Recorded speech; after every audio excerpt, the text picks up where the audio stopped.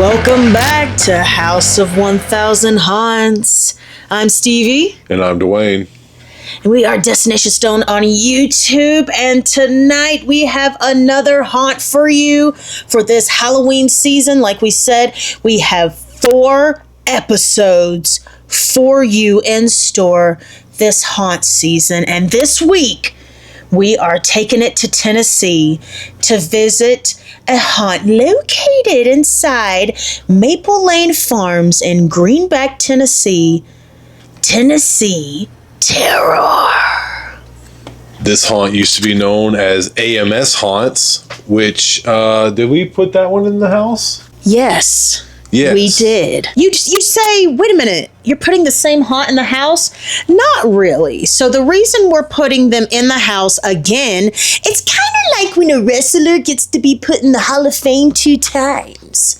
Right? So, not only did they change their name, they have completely changed their location, giving them a brand new haunt. Because like I said, they are now located inside Maple Lane Farms, which has like a corn maze, a hayride, some pumpkins, like a whole like fall festival thing that they do. I'm not sure if they do things throughout the year, the farm themselves. They probably do, but during the fall season, they do that. And now they have added on Tennessee Terror. So, yeah, it's the same people, but they've kind of revamped themselves. It was totally different because it was in a whole different spot. They just completely revamped all of their scenes and everything, and just they've even got new actors and stuff in there. So it really is new. So that's why we are adding it to the house again. They're getting 2 rings. Before we get started, I do want to let you know about our brand new Destination Halloween collection. That's right, we have all new merch for this Halloween and one shirt that is limited time and will only be available during October. So check the show notes for that link and check out the all new Halloween collection just for you boils and ghouls. Maple Lane Farms, they have a massive cornfield, but the haunt is not inside the cornfield. It is located behind it. When you pull up, it's just Maple Lane Farms, and they have all their different activities, and this haunt is now part of the activities. The night we went was a beautiful, clear night. You can see the moon and everything. It was actually like perfect for something like this. Yeah, it was awesome. It was very cool. Yeah, so like we said before, we always do walkthroughs on YouTube, so be sure to check this video out after you've listened to this. It's a fun watch. As soon as you hop off the hayride, we were bombarded with the chainsaw guy. He was standing out there kind of waiting and stuff. We were the last crew of the night, like the whole group. Yeah, which wasn't bad. So they took out their final frustrations on us. But you're just greeted with this little entryway with, like, not generic, but some cool Halloween decorations. Yeah, you can tell that they're still building, and it was new. Right, because it's brand new. But it was awesome. You know, I think he said they put it up in a couple months, and what they did was amazing. Let me also mention this, that the theme for this year is called The Barn, which happens to be because there is a barn in the middle of the woods of this haunt. Which is kind of creepy, honestly. Yeah. You know, it wasn't at the front of the farm at all. This barn was really like... It's right in the middle of the woods. Like I said, it was a good like 5 to 7 minute, maybe even 10-minute ride out there. And there was just a random barn out there. Yeah, if you look at the Google Maps of it, it is like right in the middle of it. So I'm not sure if the farm did anything with this barn during haunt season before. We'd have to look into that, but I just thought that was kind of wild. But once you begin on the edge of the woods. You enter into the woods and you just follow a lighted path, and you first encounter some very flexible characters. She was a Wendigo, I do believe. She had like the big skull, like the cow skull head or whatever. And Was she? I don't know, I guess, but she was moving real creepy and stuff. I couldn't really tell. I just noticed she was some kind of animal character. That's kind of what I like associated it with. Anytime I see something like that, like, you know, a deer skull or anything, I kind of associate it with like a Wendigo now, you know. I guess so, yeah. Yeah, especially in the woods around here. Moving very creepily and not making any noises. Very flexible, though. And once we got past her, though, it led to a like shack-like building. So we encounter a lot of like little shack buildings and scenes through this. That's how this haunt because it's in the woods. Mainly is a bunch of little scenes that you walk through and like shacks and little makeshift areas, scenes. But yeah, the first one we walk up to is the house with you know, the undead housewife inside that offers a lady cooking dinner. Human parts on a plate.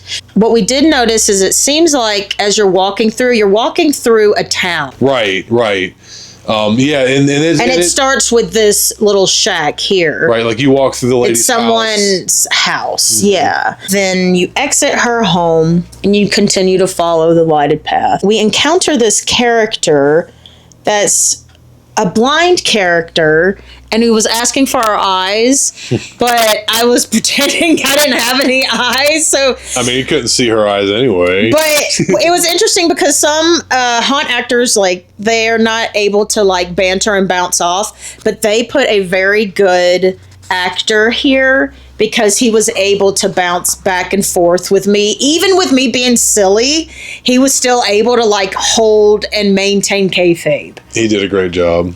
If you're not familiar with the term kayfabe, again, wrestling, it just means you stay in character.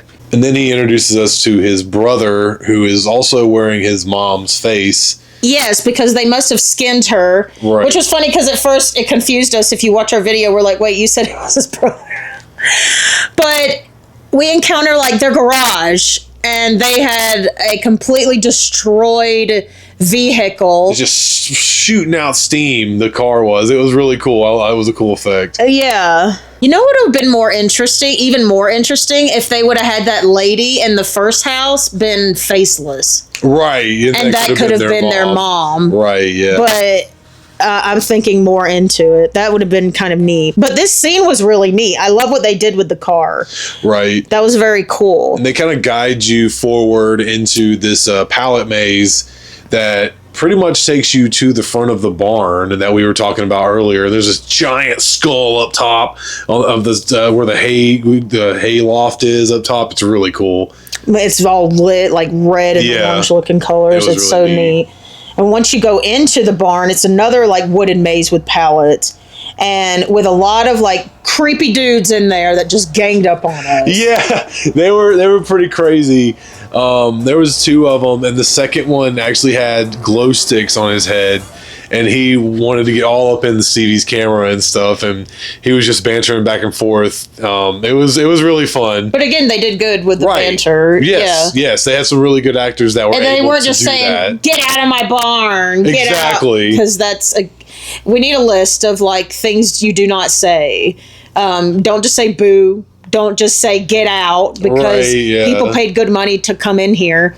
If anything, it would be better for you to just kind of work with your scene and ignore the patrons walking through than to like be like, get out. But they didn't do that. They held character very well as we zigzagged through the pallets in the barn. It was kind of neat what they did with it. Right. Yeah, I really enjoyed that. It didn't even look like a barn. Right. And then as soon as we get to the end of the barn, there's, of course, a chainsaw guy. And they all ganged up on us. Like I said, they ganged up on us. And he chased us out of the barn with his chainsaw. After this, we walked through the woods a little. Between every scene, you have a little bit of a walk. And then we encounter my favorite part, the church, with the coolest Angela-like character. And I say Angela referencing Night of the Demons. Because she talked like this. Oh my God, it was gorgeous. She is the tiniest little girl. and she just looked absolutely amazing. Both of the actors that were in this section, actually, all three of them, They were so good. were really good because the one girl, she kept talking to her like invisible friend or whatever, and she was just she kept saying Jimmy, muttering, Jimmy. rambling craziness and stuff, and she was doing really good with it. Yeah. It was a really cool makeshift church with pews and everything. And then out of nowhere, the nun lady comes around the corner and she is completely bent backwards, walking towards us with her tongue sticking out of her mouth. And mind you, her entire mouth is black. She was great. There was everybody, like I said, in this haunt did good, and it was funny because it was mostly younger people in this haunt. And they did a really good job. Did amazing. It was so good. Yeah, the Angela nun character was phenomenal. Like, she just blew my mind, to be honest with you. And we started to exit the church and entered a little cemetery, which was really neat. And then all the spooky girls just kind of ganged up on us. And Angela the nun just kept yelling at us in her deep and angelic voice. It was crazy. They bombarded Stevie. Haunt actors love to get in the camera when Stevie has it, because then they bombard her. It's kind of crazy. They all like will circle around her. I cannot count how many times that haunt actors have circled Stevie and like cornered her with chainsaws or just in general. Even those guys, what was it, Haunted Farm? Look at the stars, look at the stars. Whoa, that was one of the two or gnarliest three of those ones. people. If y'all haven't listened to that episode, check it out. That was so cool. Like, it's so cool. Like, I love that. I think that's great. Once we got away from the spooky girls, we encountered something even spookier. Probably the spookiest thing in this whole haunt walkthrough. And the tiniest as well. It was the Killer Kids. The Killer Kids. It was two little kids, a little boy and a little girl, a very little boy. Yeah. And again, you got to watch your verbiage, because this is a kid-friendly haunt, because it does have kids in the haunt. The Killer Kids. And I kept saying, no, kids, it's going to be okay. Let's go get ice cream. And she said, no, we got to die first. Let's go die. Let's go die first. We're the Killer Kids. It was so funny. They really need their own t-shirts. They were awesome. The Killer Kids. I love that. Other than the angelic nun, the Killer Kids were my favorite. Yeah. And the Killer Kids chase us right into the morgue. The Harrow's morgue. Where this the crazy mortician, I guess, has got someone that's not quite dead. Yeah, I'm not sure what's going on here, but just a lot of craziness, and they just screaming and so that was just an interesting scene. The little morgue shack. That was cool.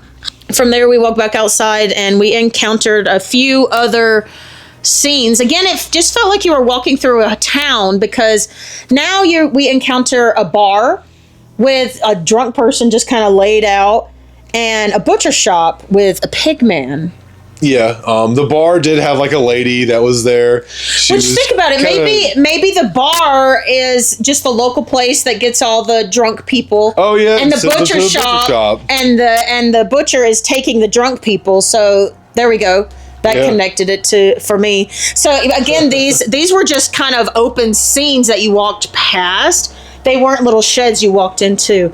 So it was interesting how they chose to do everything, but I kind of liked it. Yeah. It was neat. The butcher led us right into Raven's General Store, where they were selling very odd groceries, which probably were supplied to her by the butcher. Yeah.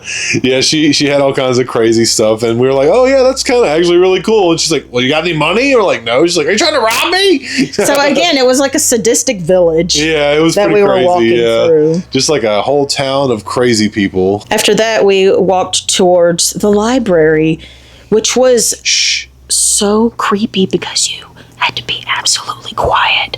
And the haunt actor in here was as well, but she started to follow us, and it made it even more disturbing. So she was just a little ASMR goth girl reading books. Yeah, I thought that was a really super, cool scene. super quiet. And it was just a little shed-like thing. I don't even think did that even have a roof?